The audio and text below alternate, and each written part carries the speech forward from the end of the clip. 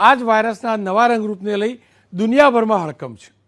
ખાસ કરીને યુએસ ઘણું સેન્સિટિવ હોય છે અને અમેરિકામાં આપણા અનેક ભારતીયો પણ રહે છે અને અનેક ભારતીયો ત્યાં રિસર્ચ પણ કરે છે. અને એવા જ એક છે ડૉક્ટર ધીરજ કોલ.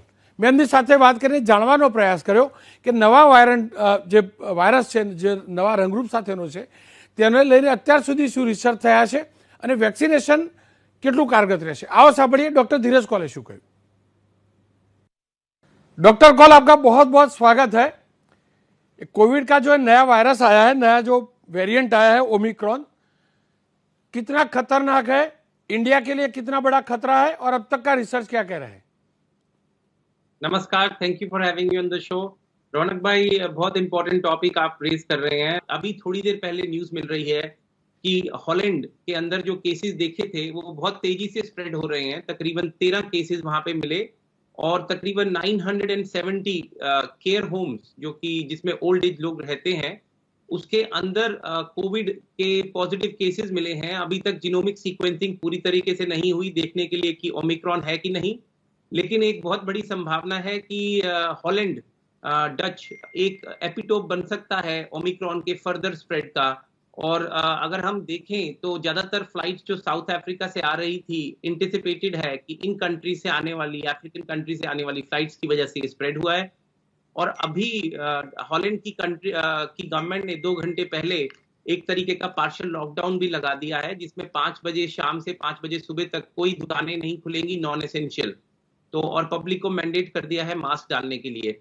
देखिए, हॉलैंड की अगर आप उठाएंगे वैक्सीनेशन रेट इंडिया से कहीं ज्यादा है, लेकिन वहां पे अब इतनी तेजी से ये स्प्रेड कर रहा है. और इस ये जो ओमिक्रॉन वेरिएंट है इसको हम B.1.529 वेरिएंट भी बोलते हैं.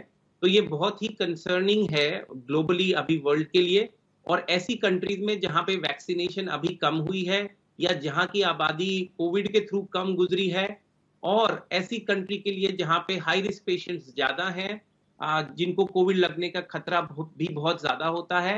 डॉक्टर, इंडिया को कितना सतर्क रहना चाहिए? क्या इंडिया को खतरा है? क्योंकि हम लोग तो आप जानते हैं कि वैक्सीन के 2 डोज भी ले चुके हैं, तो कितना खतरा? पुराना जो वेरिएंट था और ये दोनों में भेद क्या है? मोर्टालिटी रेट किसका ज्यादा हो सकता है? अभी तक हमें इस वायरस के बारे में क्या पता है? अभी तक हमको ये पता है कि ये जो वायरस है इसके अंदर स्पाइक प्रोटीन, क्योंकि वर्ल्ड की ज्यादातर वैक्सीन सिर्फ स्पाइक प्रोटीन के बेस्ड हैं, वो आपकी इम्यून सिस्टम को स्पाइक प्रोटीन दिखाती हैं पहचान कराने के लिए.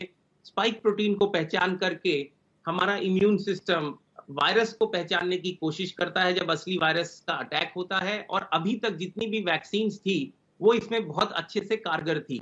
तो हमारा सबसे बड़ा डर यही था कहीं ऐसा ना हो वायरस का जो स्पाइक प्रोटीन है जो उसके सरफेस पे होता है जिससे वो अटैच करता है, हम उसी को टारगेट कर रहे हैं. अगर म्यूटेशंस की वजह से स्पाइक प्रोटीन चेंज हो गया तो जो करंट वैक्सीन हम लोग अमेरिका में वेस्ट में दे रहे हैं, जो mRNA बेस्ड वैक्सीन हैं जो स्पाइक प्रोटीन बनाती हैं, वो कहीं फेल ना हो जाए.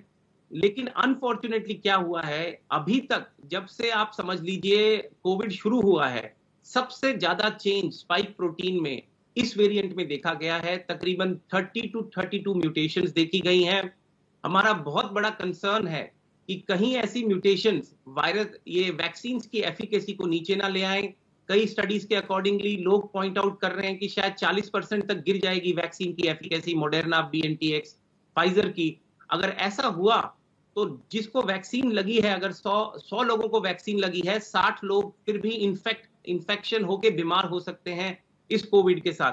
लेकिन अभी तक हमें ये नहीं पता कि अगर आप ओमिक्रॉन से बीमार होंगे तो क्या, अगर मैं इसको डेल्टा के वेरिएंट से कंपेयर करूं तो क्या आपकी मोर्टेलिटी डेल्टा से ज्यादा होगी, क्या आपके हॉस्पिटलाइजेशन रेट का होना डेल्टा से ज्यादा होगा. और तीसरी सबसे इंटरेस्टिंग बात है कि ये वेरिएंट अकॉर्डिंग टू जो हमारे पास करंट इंफॉर्मेशन आ रही हैं, जो रिसर्च वर्ल्ड में लोग एसोसिएटेड है, करंट वेरिएंट के ये वेरिएंट तकरीबन 60 to 400 टाइम्स ज्यादा इंफेक्शियस हो सकता है. अभी भी इसका कंक्लूसिव डाटा नहीं है, मतलब इसकी संक्रामक शक्ति दूसरे वेरिएंट से कहीं ज्यादा है. अगर हम कंजर्वेटिव भी लें तो 20 गुना ज्यादा हो सकती है. डॉक्टर, लक्षण क्या है? पहले तो पता चल जाता था सर्दी खांसी वगैरह, इसके लक्षण क्या है? जैसे हमने कोविड के लक्षण देखे थे, तकरीबन सिमिलर लक्षण आ रहे हैं, जैसे सर्दी होना, खांसी होना, जुकाम होना, गले में दर्द होना. कई पेशेंट्स के अंदर सिर्फ बॉडी एक्स होते हैं, मतलब मसल एक और जॉइंट पेन होना, डायरिया होना, और बच्चों के अंदर रैश आ जाना और कहीं ना कहीं स्वेलिंग हो जाना लिम्फ नोड्स की, वो हम देख रहे हैं।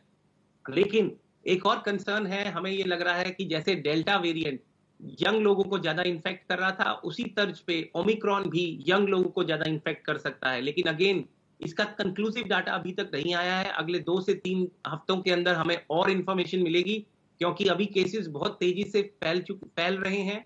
अगर आपको कहीं पर भी एपिटोप दिखे, तेजी से बढ़ते हुए केसेस दिखे, तो आप प्लीज जीनोमिक सीक्वेंस करिए। जी और एयरपोर्ट्स के ऊपर ही मुझे लगता है क्वारंटाइन सेंटर्स जैसे बिल्कुल। भारत ने इनिशियली बनाए थे वैसे बनाने चाहिए, क्योंकि अगर लोग विदेशों से आके ये वायरस भारत में स्प्रेड हो गया तो हमारे हाथ में एक और प्रॉब्लम हाथ में आ जाएगी, और हमारा हेल्थ इंफ्रास्ट्रक्चर शायद जी इसको, इस वायरस की तेजी से फैलती जी हुई गति डॉक्टर, को शायद ठीक से मैनेज ना कर पाए। डॉक्टर एक अंतिम सवाल, क्योंकि 2 डोज तो लोग ले चुके हैं, क्या कोई बूस्टर डोज लेने की जरूरत होती है? यूएस में लोग क्या कर रहे हैं और सही में क्या करना चाहिए?